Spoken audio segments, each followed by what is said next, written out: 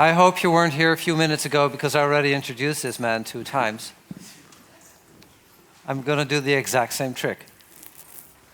What would usually be just a few lines in a newspaper turned into a 9-part online story that achieved massive success in Norway and when it was translated abroad as well, right? What can we learn from this massive impact of this story? The piece is called The Baby in the Plastic Bag. It was written by this man, Bernt Jakob Oksnes.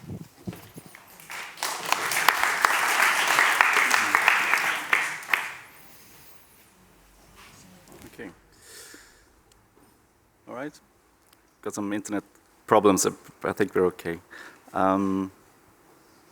So, thank you for your introduction. Thank you for coming. On October the 8th of 1991, the 58-year-old man Tor Nilsen went to the West Aker churchyard in Oslo to take care of a family grave. And as he is standing there in the graveyard planting some flowers, he hears a weird sound.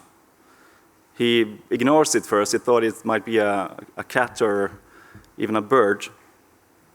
But the sound returns a couple of times. Sounds like a little scream, or more like a whining.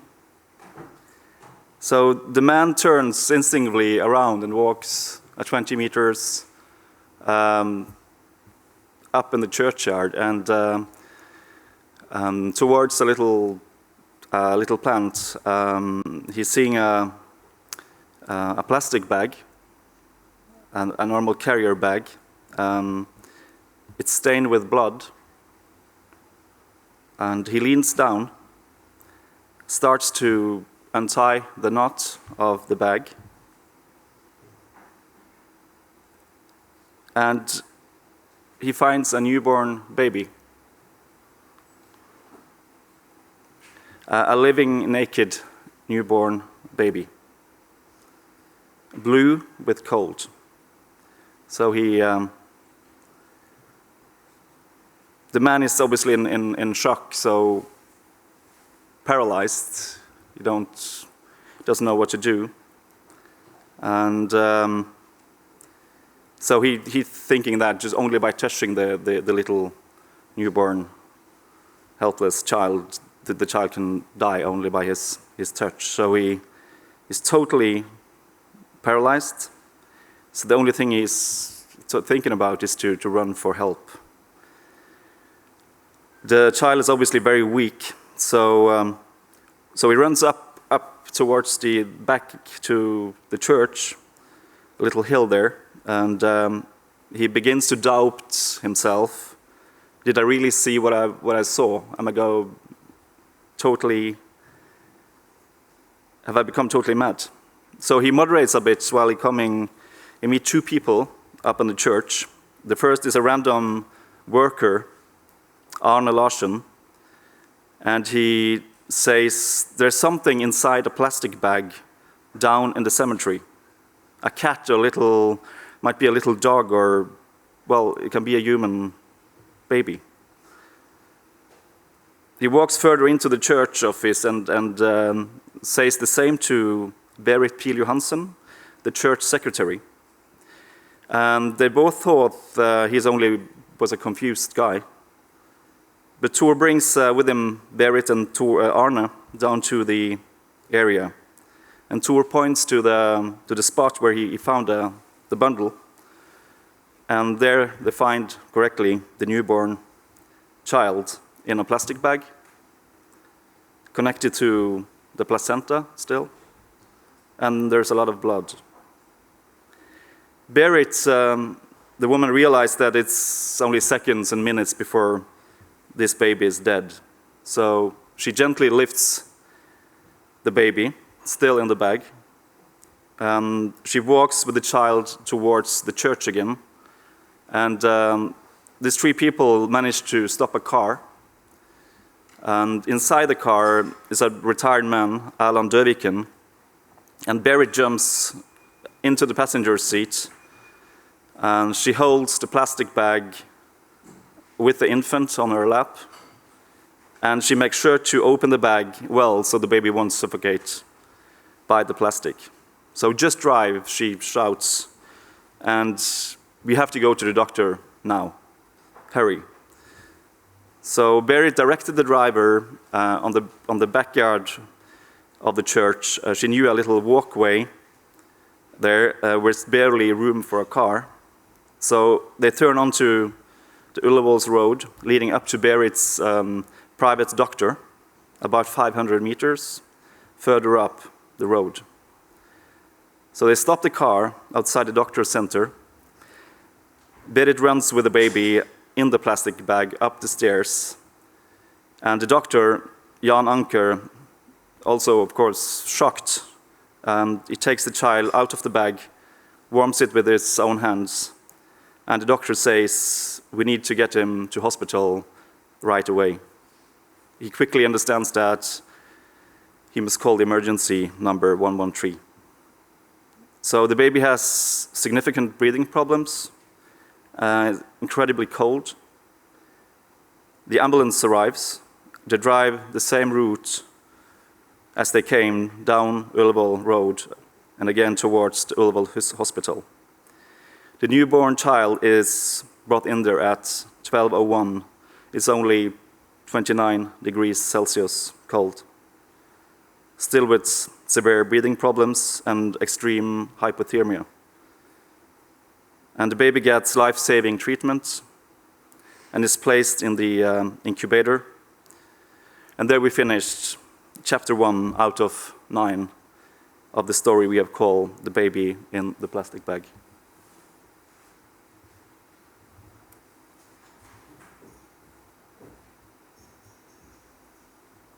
Supposed to be some brilliant sound here, but it's, yeah.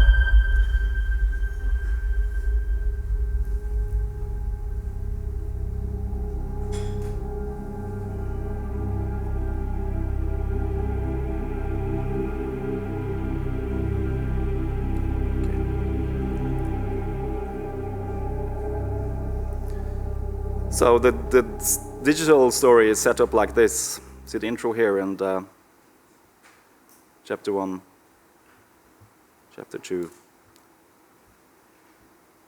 So in Norway, as we released it for the first time, we made it into a series, so you can only get access to the first part, and then the next week you got the second, and it lasted for 5 weeks. So let's go for chapter 1. It's something wrong with the internet there, so it's slow. But, yeah.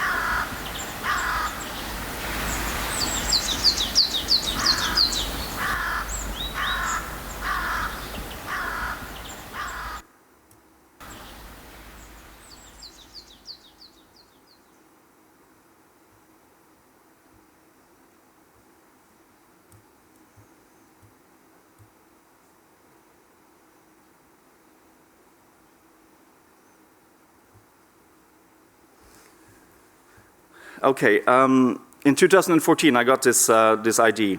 I wanted to document a story where a newborn baby was found abandoned, either dead or alive, without a known parent. I remember from my childhood that these stories have made a huge impression on me, and I remember a few of these cases from the media. And in my research I found 10 such known cases in Norway over the last 30 years. I could have chosen Josephine, as she was called by the hospital staff, found in a bin container in Oslo in the early 90s by a man who heard the whining of the newborn baby.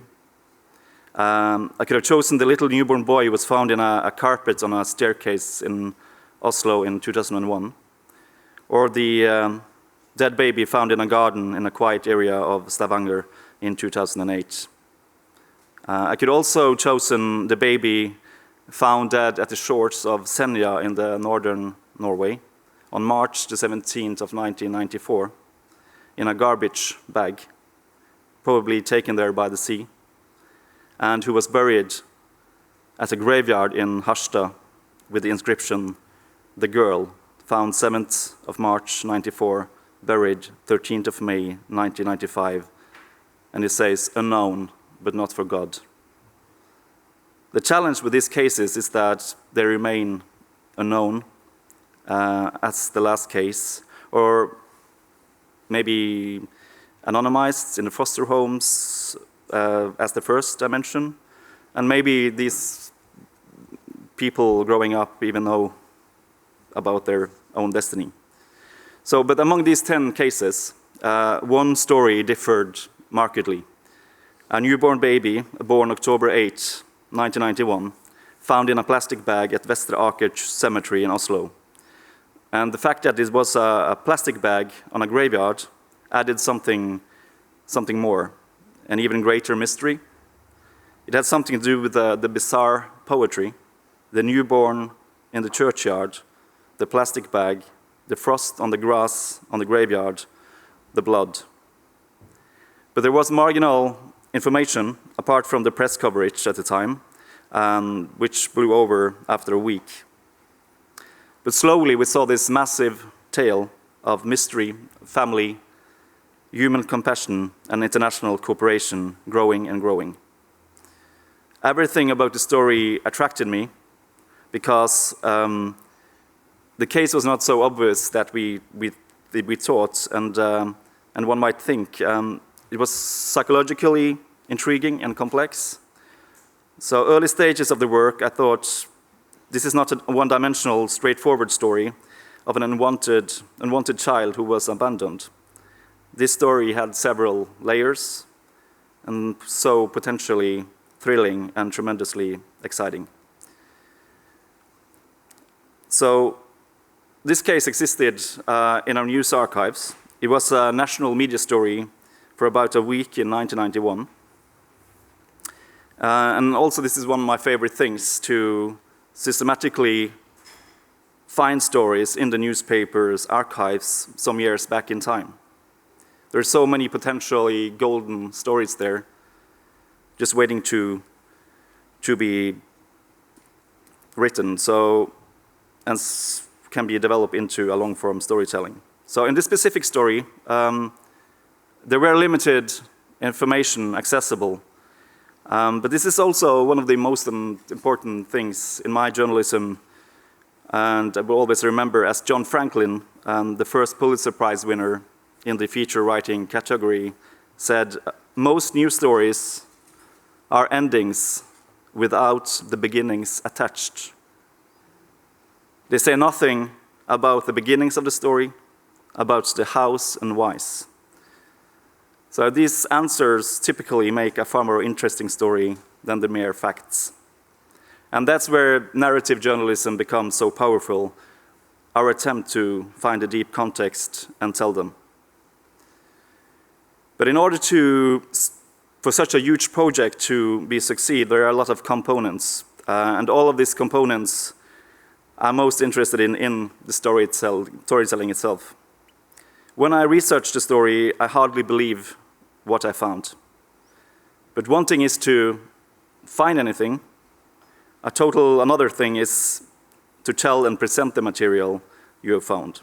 You can find such a wonderful story, that's brilliant, but it's the way the findings are conveyed and narrated which makes your long story extraordinary. So I will concentrate the little lecture on this phase of the work. So back to the baby in the plastic bag. We're now here at Ullevål Hospital.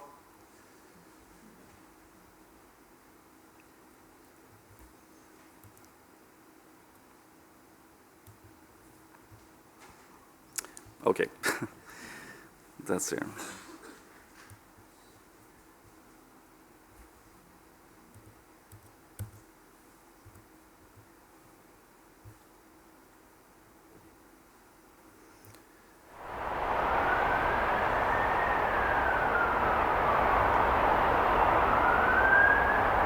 Supposed to see cars moving and lights shining somewhere there. I'm sorry about that.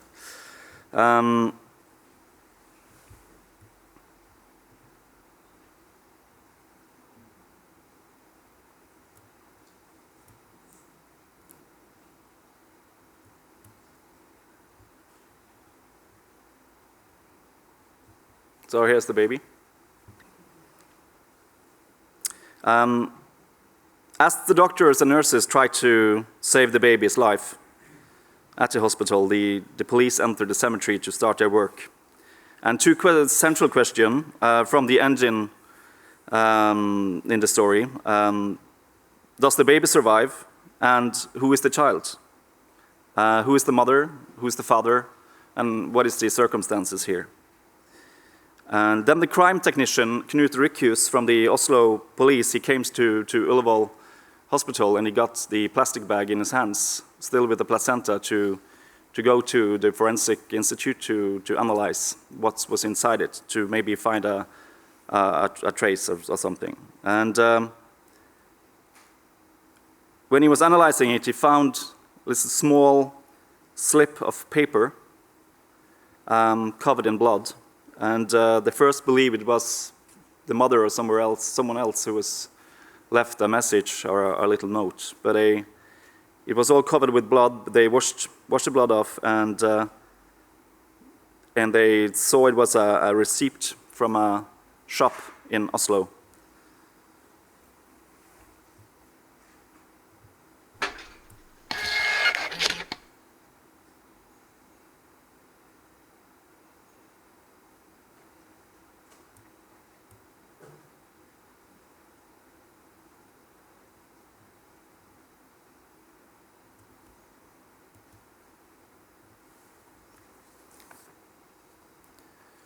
And Rykhus goes to the police station to show what he has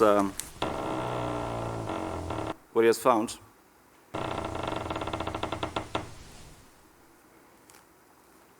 And the receipt appears to be from a well-known bag store in Oslo, where there was only a sum and a date dated 5 days ahead of this event. So at one point they were also confirmed that from the hospital that the baby is either a fully or half Asian of origin. That was the only thing they knew. And the police was going to the store, and nobody there could remember anything special from this date. There were many people in that day, but the day after, on day 2, there's one from the staff who recalls something. Yes, there were 2 Asian girlfriends in that day. She thought it was this day. And she thinks she remembers that one of them paid with a check. We have already sent that to the bank, and the staff says, but if you are extremely lucky and get out the check from the bank, the name and address of the person who bought the bag should be on the check. And the police officer goes to the bank. After some discussions, he managed to get the check out. And the name of the check belongs to a Philippine citizen, a resident in Oslo, working in Oslo. And the address is Ullevålsalén 5B, and it's strikingly close to the cemetery where the baby was found, just a few minutes walk from there.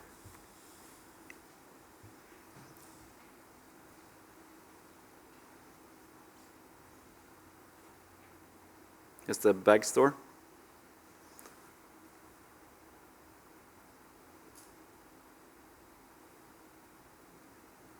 The baby. Recovering more and more, but still in an unstable condition.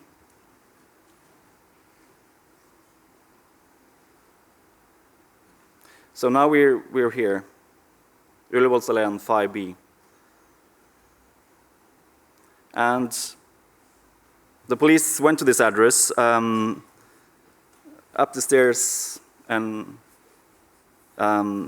inside this apartment, the police first found a quite healthy-looking woman. She confirms that, yes, I've paid for the bag. It's my name, obviously, but she insists she doesn't know anything about any baby. And the police ask if she lives with other people, and she hesitates a little, but the police finds another woman on a sofa under the pillow, and she looks a bit drained. And the police says a newborn baby has been discovered in the churchyard just up the road here. We suspect that the baby is yours. And the woman breaks down in tears. And she eventually confirms, yes, I gave birth to a child a month before the term. The birth was started outdoors while I went to my daily walk in the neighborhood. And I managed to get inside the bathroom and completed the birth there. And the child didn't breathe. It was not alive. And I shook the baby several times. It was not alive. And she told the police, I don't know anyone in Norway, I don't have the money for a funeral. And the only thing I thought was I wanted to give the baby a proper funeral.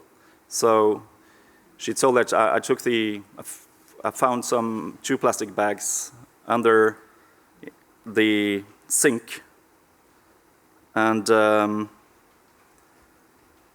put the baby inside the plastic bag. And then she went to the cemetery and put the bag with the baby in a visible place for it to be found. And one of these policemen, and who was actually it's a little anecdote on the side, he was responsible for the crime technician things on Utøya, and he's seen everything you can imagine of death and extreme things. And he's saying to me that this is one of my strongest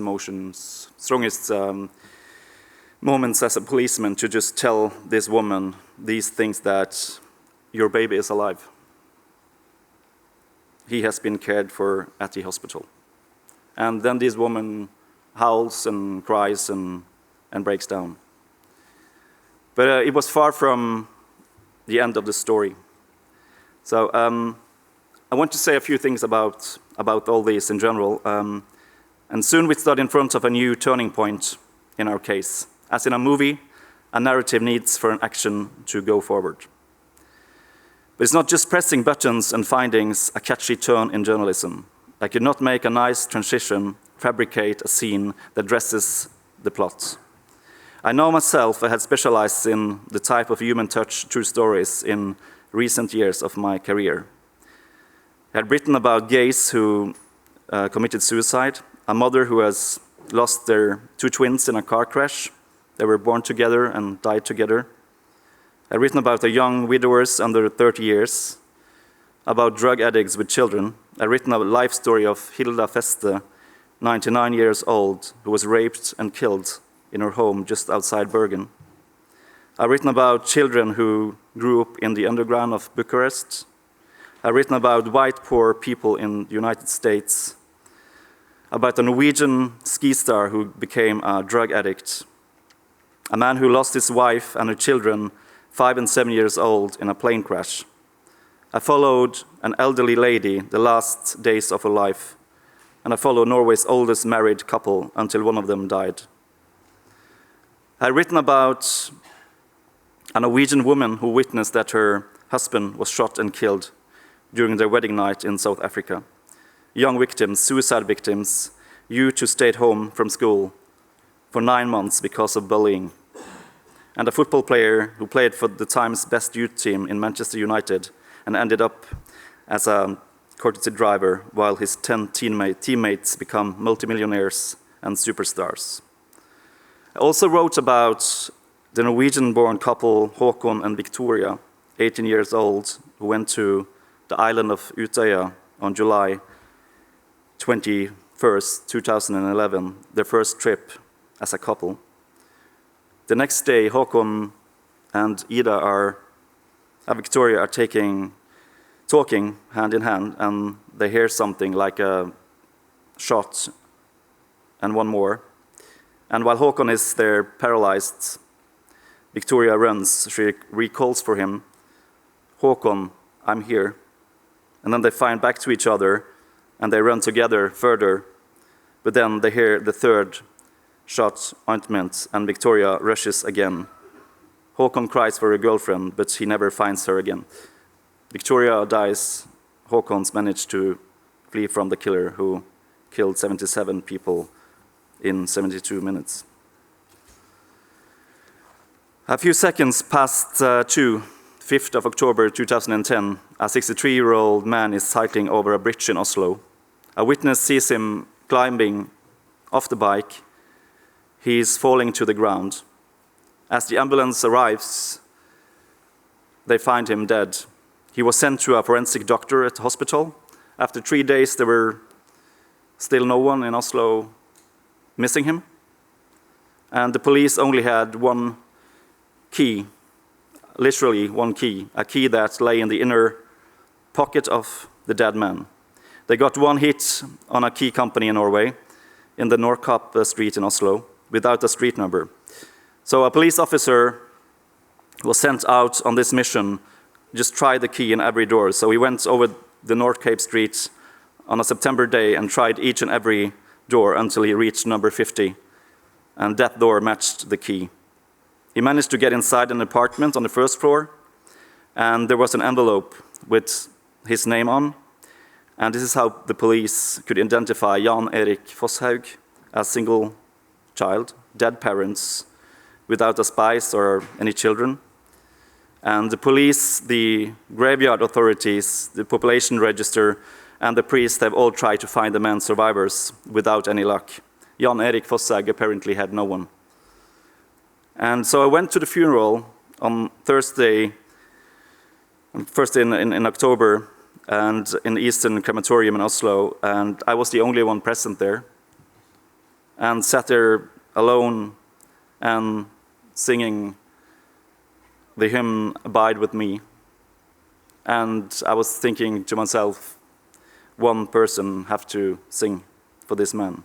So for the first time in my 15-year-old career, I was crying at work. The funeral officer who has previously put King Olav of Norway down in the coffin, brought the coffin of Jan Erik Fosshaug outside of the church on the back. They usually, of course, go to the front of the church where they're mourning, waiting.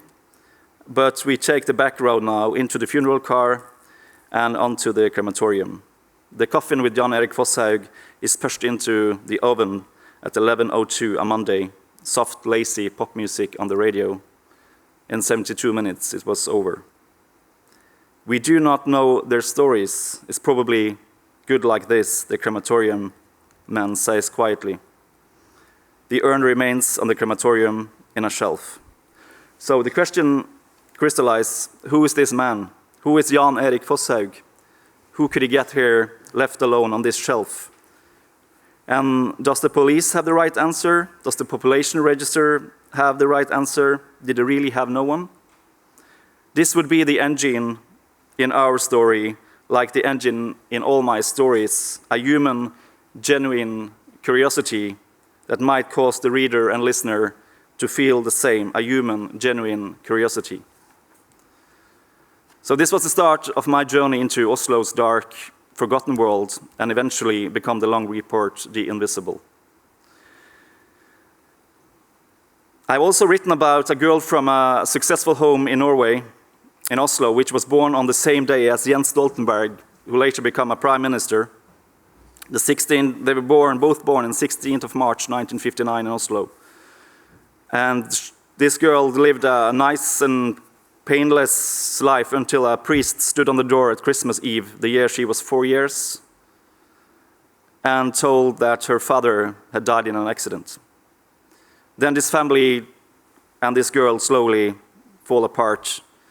So when we were aiming to find all who were born on this day in Oslo, the 16th of March 1959, her story and many of the other stories that come from those born on the same day as the Prime Minister even got more interesting than the story of a Prime Minister.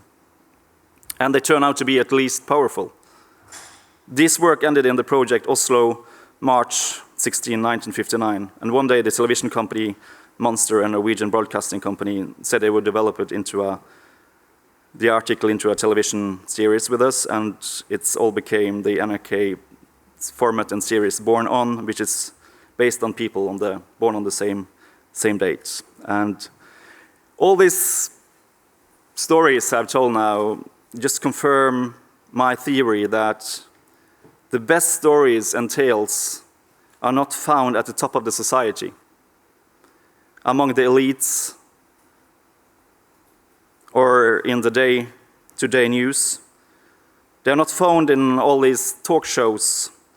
There was also a lovely knowledge that in all houses in Norway, in Amsterdam, in Arnhem or Bergen, Anse, and in Breda, there is a very good, strong story.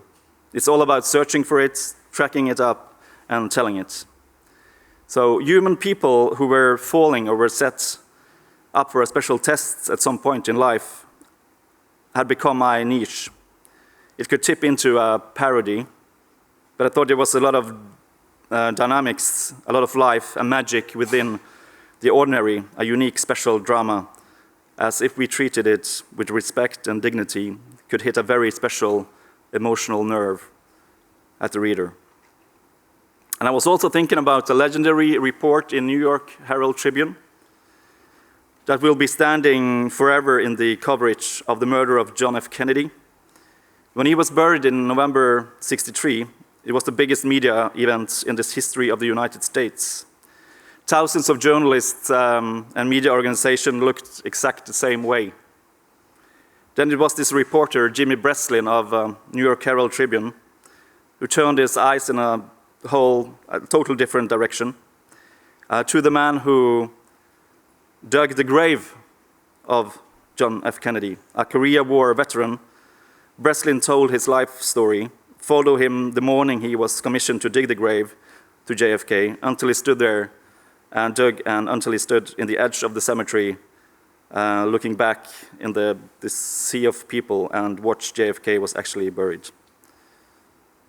Life is another place, the author Milan Kundera says. The reality is somewhere else than on Twitter and in the news press. It's about hitting the stomach and the heart of people in a different way.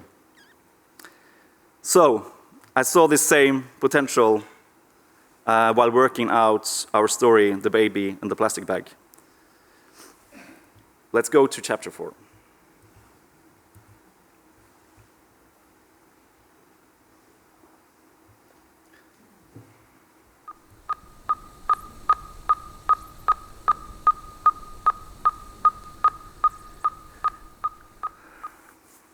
So the woman they now presume is the mother, as I told, screams shocked and also delighted, I believe, when she learns that the child she thought was dead is actually alive.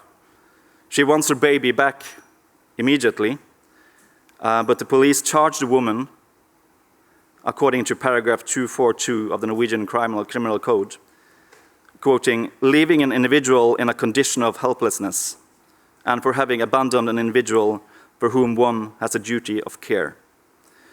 The charge carries a sentence of 3 to 8 years in prison. The woman is on verge of a breakdown. She had been convinced, she says, that the baby was dead.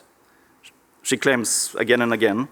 She's taken to the hospital in order to recover, but she's not permitted to see her son. And one senior consultant states that it's not impossible that the mother could have believed her baby to have been dead following the child's delivery.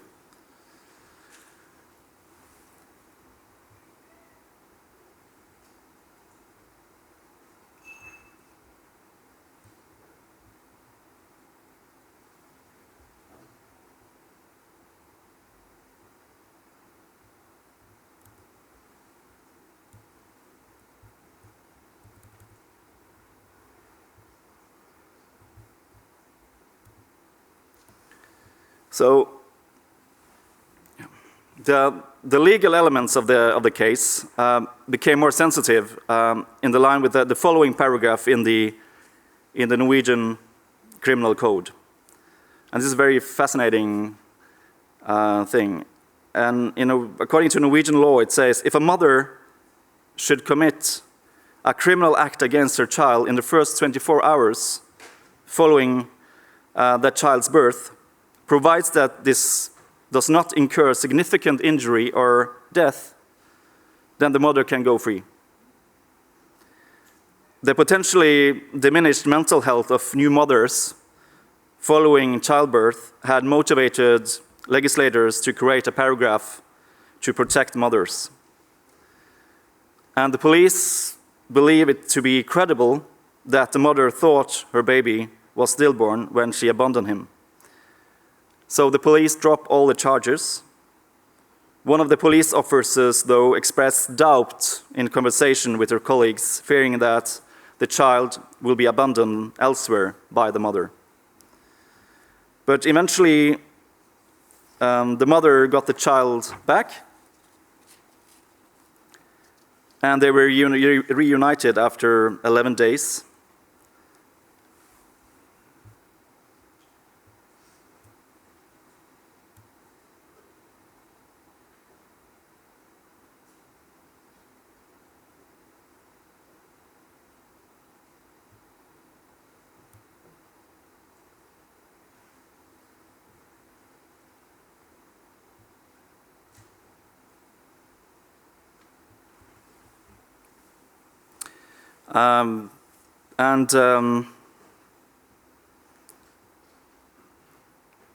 The child was even baptized in Oslo. He was named Victor Olav in the St. Olav's Catholic Church in Oslo. Victor after victory, because he has conquered the death. And Olav because the mother wanted to give the boy a Norwegian name. So Victor Olav. And October 21, 1991, 13 days after the child was found in a plastic bag at the cemetery, the mother and child was flying back to the Philippines. And since then, no one had seen or heard anything from them. So this 4.5 through the 4 chapters, we are deeply in the 1991 universe, both textually and visually.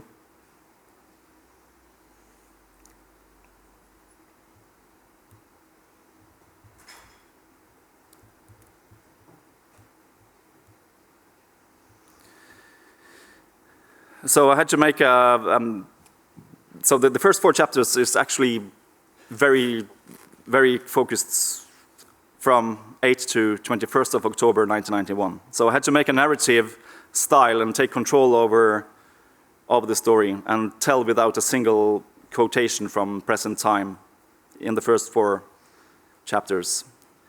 And I became obsessed with reconstructing the 33 minutes from the infant was found in the cemetery to it arrived at the hospital. And the first 30 minutes, the newborn was treated in the intensive care unit at the hospital, down to the smallest detail. I knew there were other witnesses and people who could shed light on these critical minutes, the details of the investigation and the work in the hospital with saving the child's life. In the following research, we found new people, new twists constantly, who emphasized other nuances in the story from the cemetery, from the doctor's office, and from the hospital from 11:28 to 12:01, that Tuesday, the 8th October 91.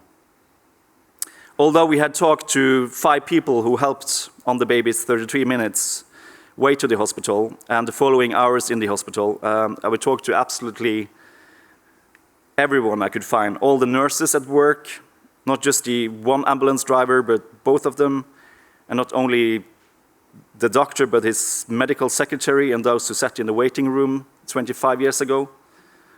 And if someone were dead, as the man who drove the Berit and the baby to the doctor, and the senior consultant in the hospital, we had to talk to relatives of the dead.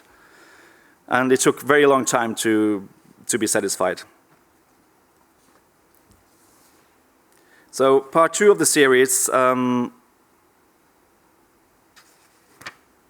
is about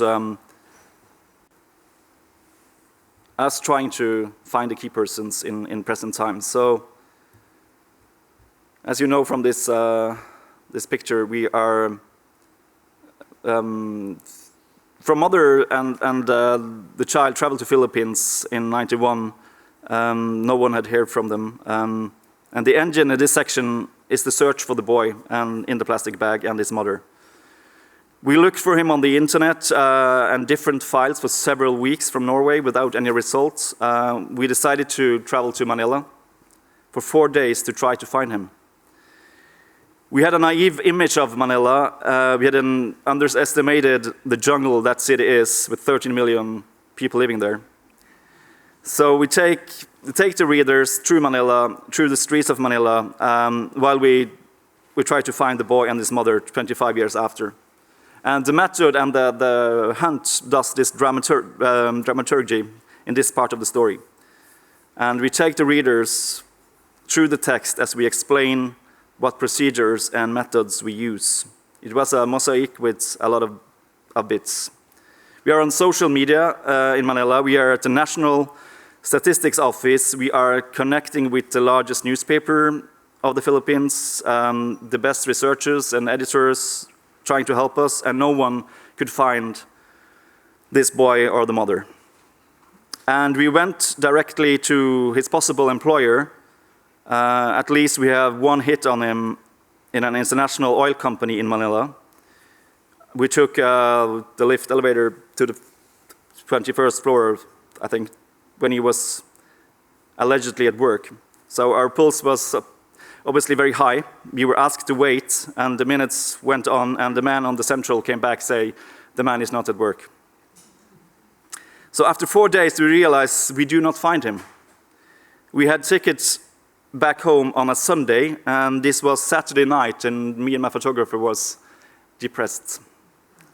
And suddenly, a message appeared.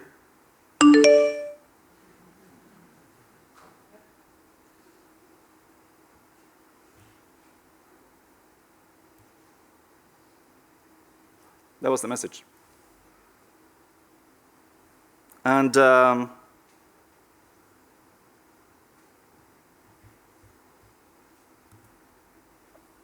let's go to chapter 6. There's a lot of spoilers here. I'm sure many of you haven't read the story, so, but I'm sure it's more elegantly written than I can tell here. So, okay, we are in Manila. We had spent weeks trying to find him. We checked registers and archives, and as I told, and in this messenger communication we got, he said,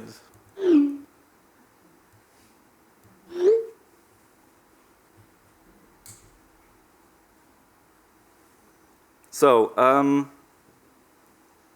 you can imagine it was a breakthrough for us. And he is saying somewhere in our communication that it will be exciting to meet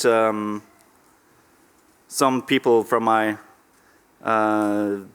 birthplace, Oslo. So in all our communication ahead of this, we had to take care of to be ethically correct, and we were just writing, you have a very exciting and touching story from Oslo, can we meet you in Manila, without saying anything about the cemetery and the blood and the birth. And so we met him. We talked about, we met him in a cafe the day we were supposed to leave Manila. A very humble guy. We had a meeting in a cafe, and he said, we talked about his work, we talked about his life, and we like to run and go to the church. And then we was talking about the actual thing we were there for. So we said, when did your mother tell you about what happened in Oslo? And well, the first time I can remember, I was about 7 or 8 years old. As you can tell, I have got a special name in the Philippines, Victor Olav.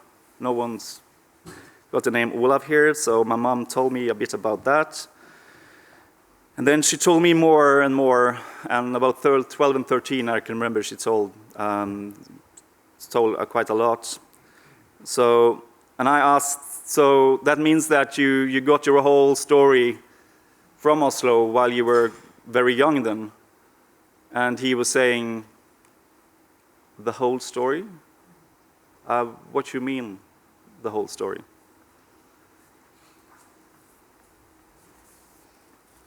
So, I will leave it to you to read the rest. We're running out of time, so the last 5 minutes I will summarize. I mean, there's always a dilemma of talking about the stories you've got, because maybe half of the crowd has read the story, is very interesting in how you did it and the methods and the narrative techniques, and the other half has not read the story. It's very interesting in the story, so I have to find that balance. So I will try to summarize the most narrative techniques I've used. And all good storytelling creates an expectation. Expectation is not the same as a final answer. And two, what creates the greatest expectations and excitement is feelings and emotions. And it's all about creating an insecure feeling. We will not know what we are getting. It's always a good grip in narrative journalism. It is not sure we get what we want. Same with the baby in the plastic bag. It's not like we do not know what we will get. So in the writing process, I wanted to push the reader's emotions, but without pushing too hard, more subtly, which often triggers stronger emotion. So in the story construction, it's central to keep back information as long as possible. It's a kind of a big manipulation. And the fourth thing I've got is the order you serve the readers for the information you have obtained. Sequencing is called in journalism. And always remember, you are in the control here as a journalist. It's not the case with narratives that you can say, and there the story went to its highlights, and there it ended very well. That's not the way it is in narrative journalism. The reality is more chaotic.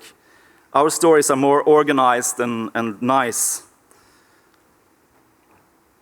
And we are talking about reality told as good stories. Therefore, we are waiting for chapter 6 to meet the baby in the plastic bag as an adult, while in reality, we met him quite early in the work. Had we seen Victor Olav's face in chapter 1 or 2, adult, you have just damaged the whole story. Same with if you have used a picture with the mother and child reunited too early in the plot, you have destroyed the sum of the story. So it's important to hold back information in the construction of the story. And also, obstacles is really important in narrative journalism, and details. So, you're looking at me. So, clearly we had a ton of material, and we had to organize it into a narrative that had a right amount of tension and flow. So, one thing is finding and collecting material. That's cool. Another thing is a story's success is not determined by what you find alone, but the way the findings are told. So I just want to give you one spoiler. It's a big spoiler, actually. And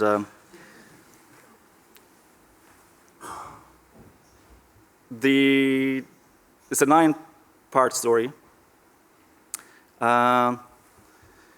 It took us 2.5 years on and off to finish it. It's also a brilliant multimedia story. I can talk 50 minutes of that alone. It's a huge amount of work and pain, and I was almost about to give up at some point. Today I'm very delighted that both me and our team and my employer had the patience to work on. And the readers have now spent close to 25 years, all in all, reading the story, and attracted more than 1.2 million unique online users. That's 20% of the Norwegian population. That's incredibly gratifying. I'm very humble about that. But it's something even more special than awards and good figures. Just some months ago, I received a message from the son of one of the baby's rescuers, who was able to meet the baby in the plastic bag as he returned to Oslo 25 years later and walked into the cemetery where, on the other side of the churchyard, this 83-year-old Tor Nilsen came and shake his hands. And he was also able to meet Berit Pil-Johansen in the cemetery. You remember the woman who also saved this boy's life? And I got this message some months ago. You can read everything about this, so please do that in the last chapters. And yeah, the email I've got was this. Again, reality beats fiction in a sad, beautiful way. And I'm borrowing these lines from the email. Hi, I'm the son of Berit Pil-Johansen from your article series about the boy in the plastic bag. My mother died today after a period of illness. A few weeks ago, we talked about the story of Victor Olav, and my mom was clearly pleased that it had gone well with him and that she got to meet him again. I will remember the day when she came home and told what had happened at work. The work you have done in connection with the series of articles, research, and finding back to Victor Olav is simply outstanding. My mother also asked you to send a message to Victor Olav and tell how much she appreciated that she got to meet him again. Regarding the disease, my mother was not the one that complained. She was standing in it. As old scout, she lived through the scout prayers, lines to her last days, to do our best always to help our fellow men. She wanted, and we are working for, that she is buried in the same cemetery as their Victor Olav was found, up at the office where she worked in close 20 years. Your article series has touched many people, and I've gotten incredible feedback from colleagues and acquaintances that 1, it's a solid piece of work you made. 2, my mother was quite a lady. For me, the series is a solid memory of my mom. On behalf of mother and our family, thank you for the job you have done, Hans Petter. Thank you.